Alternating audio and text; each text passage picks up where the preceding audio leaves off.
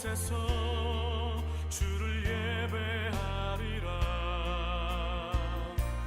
아무도 찬양하지 않는 그곳에서 나 주를 찬양하리라. 내가 밟는 모든 땅 주를 예배하게 하소서. 주의 보혈로 덮어지게 하소서. 내가 선이고 주의 거룩한 곳 되게 하소서. 주의 향기로 물들이소서. 내가 밟는 모든 땅 주를 예배하게 하소서. 주의 보혈로 덮어지게 하소서. 내가 선이고 주의 거룩한 곳 되게 하소서. 주의 향기로 물들이소서.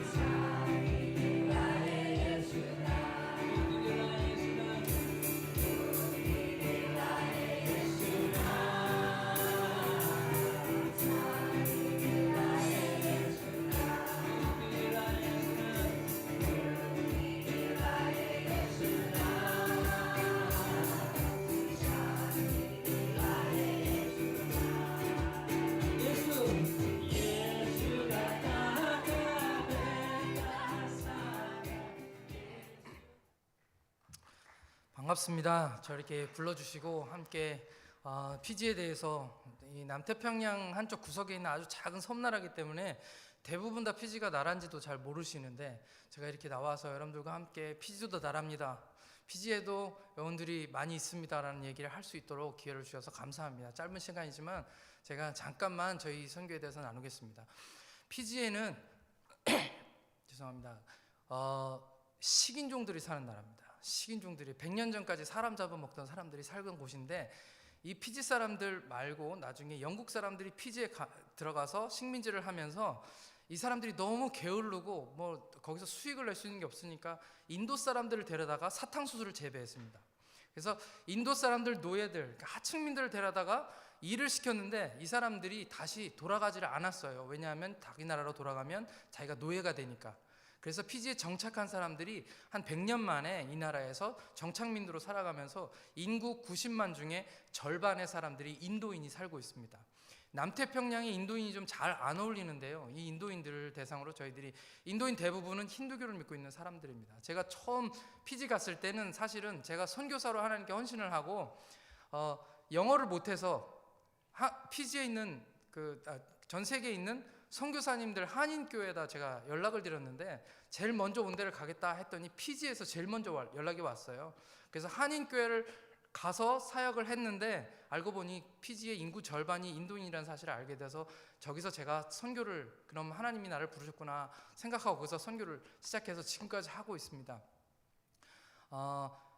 선교를 하는데 사실은 저는 요나 같은 그런 선교사입니다. 자격이 많이 없고 부족해서 선교, 사실은 제가 저렇게 보여드리지만 사실은 제가 하는 일이 그렇게 많지 않습니다. 저는 그냥 거기에 갔을 뿐인데 하나님께서 저희를 통해서 많은 일들을 이루어 주셨습니다. 한 가지 얘기만 제가 드리면, 피지에서 저는 어떤 다른 사역을 막 열심히 준비하고 그 일에 막 매진을 하고 있었어요. 근데 어떤 시골에, 지금 이 교회가 로모아에라는 지역인데 사탕수수 밭 한가운데 있는 그런 마을입니다. 너무 시골이어서 어떤 할머니 한 분이 처녀때 예수를 믿으신 인도인 분이 계셨는데 저한테 연락을 주셨어요. 빨리 좀 와달라고.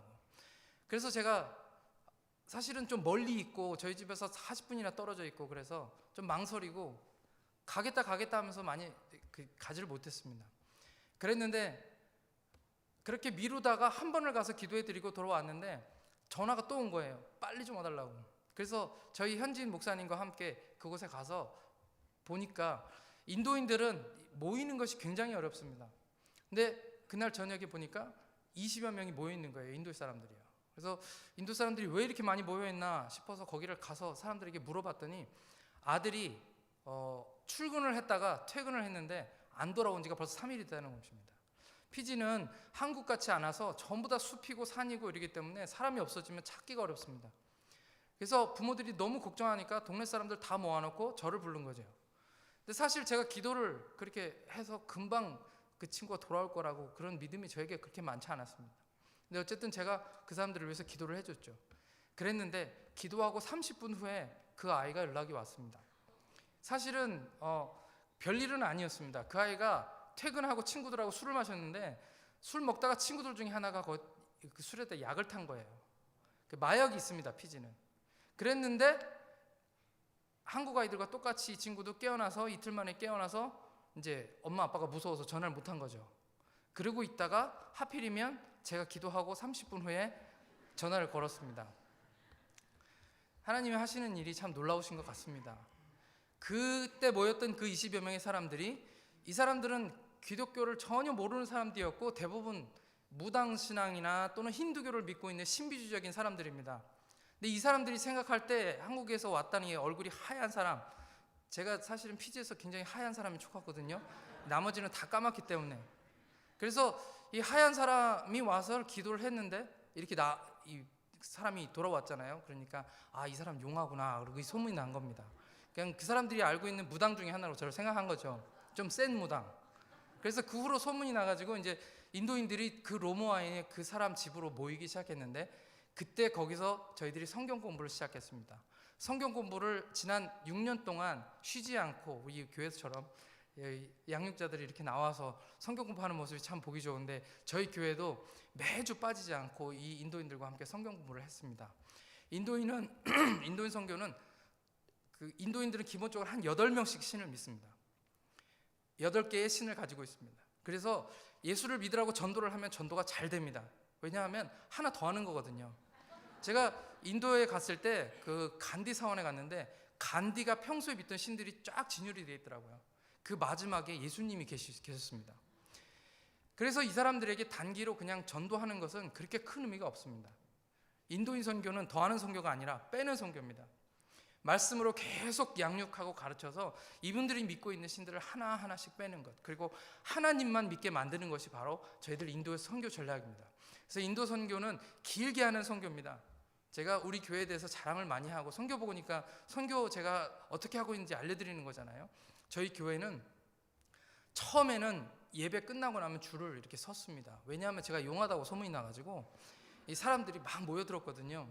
초창기에는 하나님께서 하시고 싶으시니까 병자들이 낫거나 하는 일들이 많이 일어났습니다. 저희 능력과 상관없이. 그래서 사람들이 많이 모였었습니다. 근데 병자가 낫는다고 예수 믿는 게 아니더라고요. 이 사람들이 변화되는 건 하나님 말씀이라고 저는 믿었습니다. 그리고 그분들에게 듣든지 안 듣든지, 제가 잘하지 못하는 영어고 이분들도 잘 못 알아듣지만 열심히 말씀을 전했습니다. 처음에는 그렇게 와서 얼굴 하얀 사람한테 기도를 받겠다고, 저희 현지인 목사님은 얼굴이 까마니까 그 사람보다도 제가 더 셀 거라고 생각해서 우리 현지인 목사님이 기도를 하면 다시 뒤에 와서 줄을 서서 제 기도를 받았습니다. 그랬던 그분들이 나중에 지금 6년 차 들어가는 지금은 아무도 줄 서지 않습니다.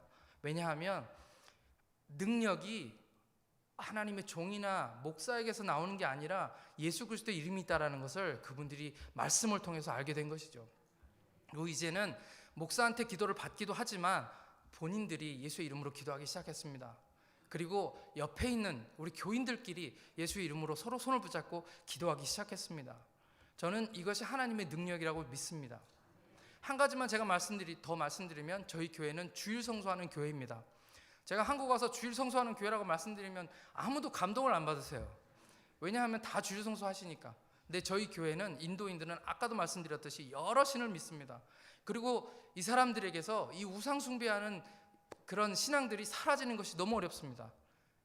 그랬던 사람들이 이제 6년간 하나님 말씀을 꾸준히 전하니까 이제 아무도 템플이나 또는 사원이나 무당에게 가지 않고 매 주일 저희 교회인들 한 50여 명이 모여서 예배드리는데, 그 중에 80% 이상이 주일날 교회만 나오고 하나님만 믿습니다. 저는 지금 건축을 하고 있는데요, 하나님이 저에게 복을 많이 주셨습니다. 그래서 저는 지금 아주 충분히 돈을 많이 가지고 있습니다. 돈이 떨어지면 우리는 멈춘다 생각하고 시작했는데 하나님이 돈이 안 떨어지게 하시는 거예요. 제가 한국을 와야 되는데 4,000불을 어떤 분이 헌금해 주시고, 이게 돈이 떨어져야 건축을 멈추고, 한국에 제가 저희 아버지 팔순 때문에 왔는데 오는데 이 돈이 안 떨어지는 거예요. 그거 가지고 또 막 하고 나면 또 한국에서 500만 원을 또 누가 보내주시고, 그래서 우리 현진 목사님에게 마지막 문 만드는 거, 뭐 베란다 만드는 거 이런 걸 다 부탁해 놓고 제가 왔습니다. 왔는데 하나님이 한국에 오자마자 3,500만 원 나머지, 제가 마음속에 이것만 있으면 마지막을 다 끝낼 수 있겠구나 했던 그 돈을 정확하게 다 채워주셨습니다.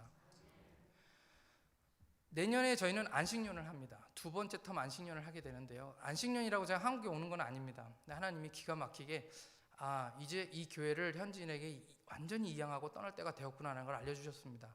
선교사는 교회를 짓는 것도 어렵고 세우는 것도 어렵지만 떠나는 것이 더 어렵습니다. 그래서 제가 여러분들께 꼭 부탁드리고 싶은 것은, 사실 이렇게 한번 보고 나도 기억이 잘 안 나시죠? 많은 선교사님들이 오고 하시니까요. 저희 피지, 남태평양 피지 인도인 교회를 위해서 기도해 주실 때는 내년에 저희 교회가 드디어 선교사가 없어도 되는 교회가 되도록, 지금까지는 선교사가 필요한 교회였지만 우리 한국 교회가 그랬던 것처럼 더 이상 선교사가 필요 없는 교회가 되도록 기도해 주셨으면 좋겠습니다. 내년에 저희는 한국으로 나오지는 않습니다. 저희 아이가 내년에 고3 되고 또 이제 학교를 가야 되기 때문에 잠깐 와서 아이 학교 집어넣는 것까지만 하고 한 2달 쉬었다가 다시 현지로 돌아가는데요, 그 다음의 일정은 제가 목사님께도 말씀드렸지만 잘 모르겠습니다. 하나님이 어디로 저희를 이끄실지, 교회를 또 다른 곳으로 세우게 될지, 또 다른 나라로 가게 될지 하나님께 열어놓고 기도하고 있습니다.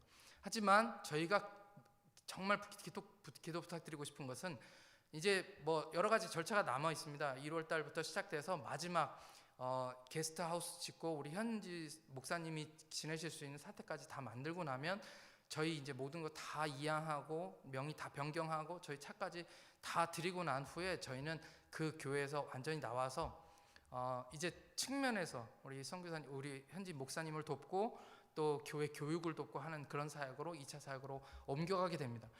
저희가 없어도 우리 교회가 잘 운영되고 이제 성교사님 필요 없습니다, 나가주세요 하는 그런 교회가 되도록 여러분들이 기도해 주시기를 부탁을 드립니다. 네, 감사합니다.